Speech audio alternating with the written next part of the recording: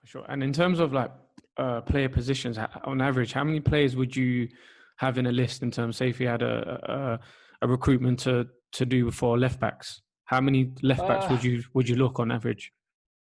So at some clubs, you might say, okay, everybody has their own list. I might, the list I've got, I might have 5 that I'm looking at that are key. Okay. But behind that, I might have a list of, probably the list I've got at the moment is probably around 30. Wow. And then bear in mind, I'm just one scout. Yeah. And I'm not a specialist player scout at Palace. My focus is opposition. You've got other guys who only do players. So their list may be way longer than that. So you put all of those together and we suddenly could be talking, we'll have knowledge of 200, 300 left backs. And how would you break it down into a short list? How would you guys break down in terms of a short list of potential signings? Different clubs have different systems. Some clubs have a system where you have to pick your top 2, 3, 5, 10, whatever, and then that's compared across the group.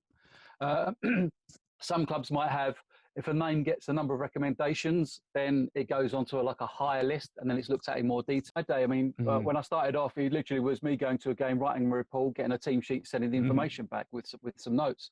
Now you have specific roles within scouting. So I'm a live scout. My specialism is if I go to a game and watch somebody live, I can give you hopefully relatively good information. Not just on what they did, but where that player might be able to go, or what potential cost. You've got some people who are video analysts, so all they do is watch videos, and they do all their analysis by watching games on video. There's data analysts now, so they may watch some games, but they actually work with numbers. So they're pretty much more statisticians more than coaches or scouts.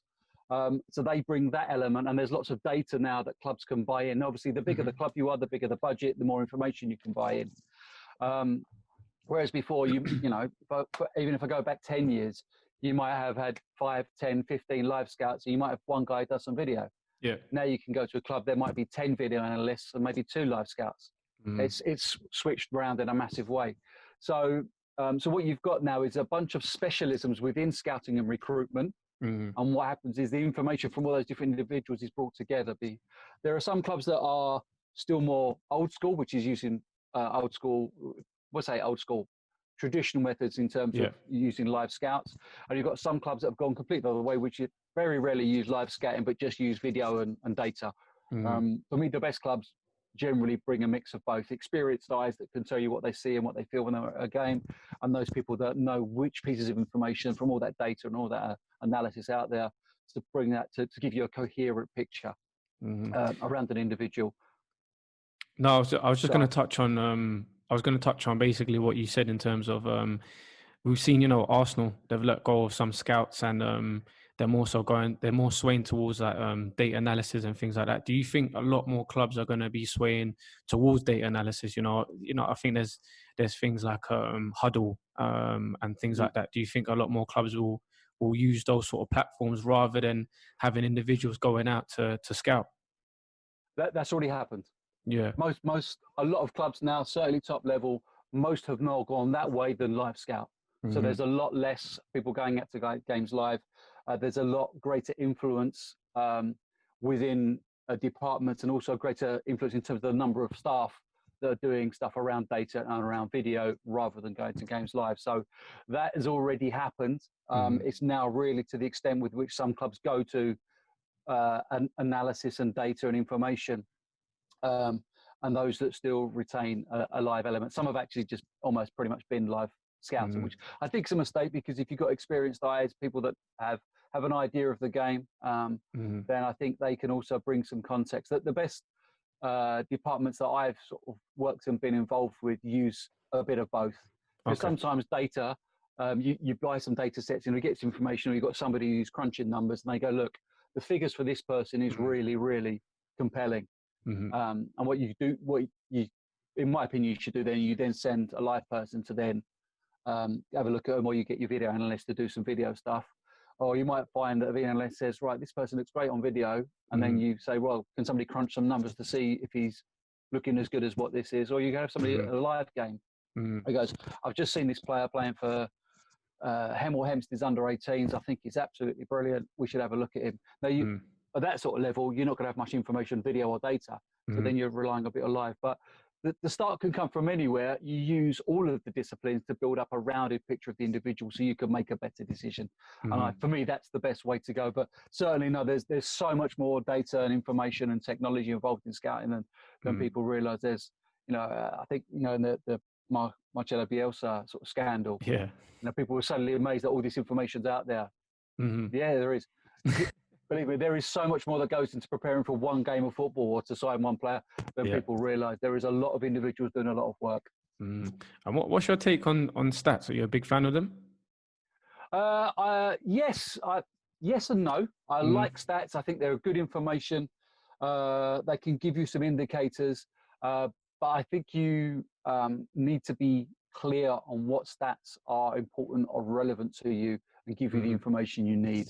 Everybody sort of went mad after the Moneyball film saying, oh, stats are great. Yeah. Actually, the point of Moneyball, if you read the book and watched the film, is not that stats are great. It's about picking the right stats. And that, for me, is where some people go wrong.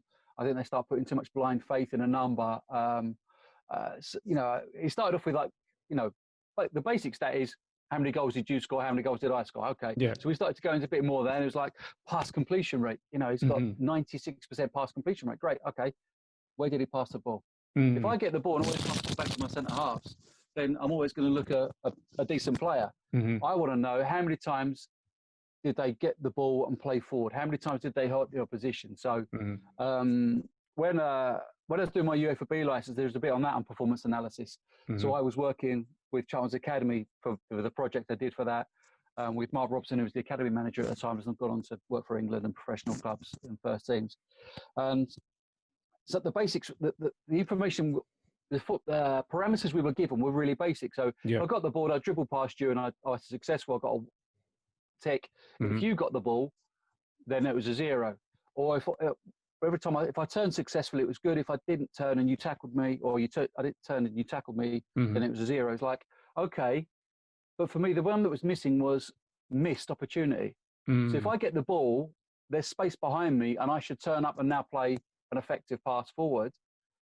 If I don't do that, for me, that's also a failure. But we weren't recording that. And I'm going, just 1 and 0.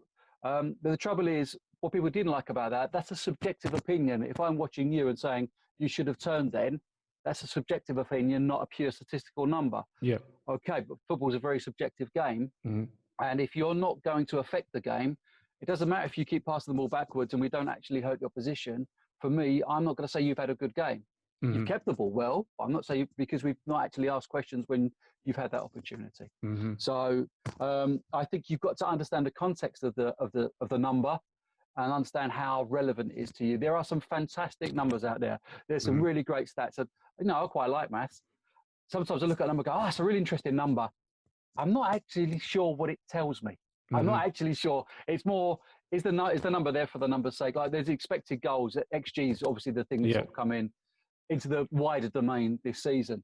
And that is a good way of someone's looking at a performance, because if you create opportunities to score, that's one of the key aspects and outcomes you're trying to look for in your performance, because if you don't do that, you're not really going to score goals.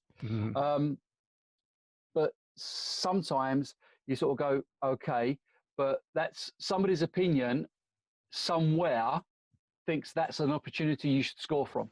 So there's still a level of subjectivity to how you got to that point. But there are good stats, but I think you always need to have a little bit of context. So when I was doing these reports for Robbo at Charlton, I'd put the numbers in, but then I would also have a final page with just a few comments, which is what the numbers don't tell you. And that's where I'd put some context in. That's where I put some meat on the bones of the numbers, really, and try and sometimes put the number in context that either made it more important or maybe less important.